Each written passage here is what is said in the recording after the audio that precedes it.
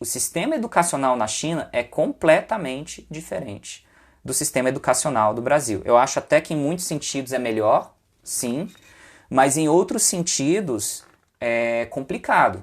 Então, para nós que eu, por exemplo, não tive uma educação do ponto de vista curricular rígida, é de estranhar muito como é a educação na China. Não estou falando que não está mudando, principalmente nas grandes cidades, a coisa está um pouco diferente. Existe uma abordagem pedagógica que está mudando na China, mas veja que ainda é muito diferente, principalmente no interior.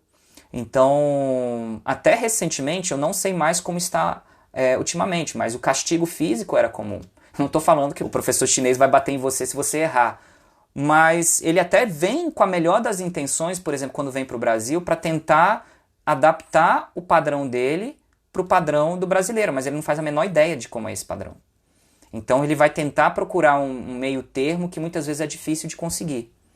Então, assim, de qualquer forma, não dizendo se é bom ou se é ruim, a gente não pode dizer que os sistemas educacionais de China e Brasil são parecidos. Os sistemas educacionais de China e Brasil são completamente diferentes. Os alunos na China estão expostos à exaustão. Eles vão até a última quilocaloria para estudar para uma prova, para passar no vestibular. Eu não estou falando que isso é necessariamente bom, mas acontece, é assim que acontece, né? Isso é positivo? Não é positivo porque vai fugir da sua curva de aprendizado. Daqui a pouco você já não está mais raciocinando.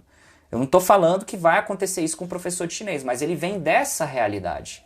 Às vezes certas coisas que você parte do princípio que está óbvio demais, para quem às vezes tem uma certa distração, vamos dizer assim, eu não sou um especialista no assunto, mas para essa pessoa faz toda a diferença você ter aquela repetição, vamos repetir, vamos falar mais uma vez, você entendeu? Não é você falar assim, achar que a pessoa é incapacitada, ela tem uma necessidade diferenciada de você dar uma atenção.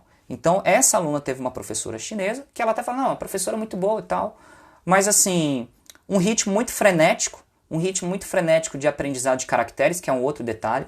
Então, os chineses, geralmente, eles têm o hábito de ensinar caracteres assim, eles te empurram os caracteres por goela abaixo e você não tem tempo para assimilar isso. A ideia não é aprender vários caracteres, centenas ou milhares de caracteres em pouco tempo. A ideia é você aprender um pouco a cada vez. Então, gradualmente, um pouquinho ali, num ritmo frequente. E não é te jogar já 100 caracteres para você aprender num mês. Você até pode, mas não é exatamente a proposta. Então, assim, eu acho que você tem o brasileiro, você tem o europeu, que muitas vezes está no meio termo, e lá no outro oposto você tem o chinês. Então, é um triângulo praticamente assim, de diferentes mentalidades, de diferentes formas de enxergar o mundo e diferentes formas de abordar o aprendizado. Então, se você está preparado, às vezes, tudo bem, mas muita gente não está preparado para esse tipo de realidade e essa realidade pode ser muito cruel. E aí, às vezes, acontece da pessoa desistir ou da pessoa procurar outro professor. E perceba, não é essencialmente porque o aluno é ruim ou bom e o professor é ruim ou bom, mas são essas questões que a gente vai ter, sim. Então, é muito difícil. Então, o ideal é se a gente conseguisse reunir o melhor dos dois mundos, mas isso é muito difícil, né? Então, daí eu digo, tem as vantagens dos professores nativos, tem as vantagens dos professores brasileiros.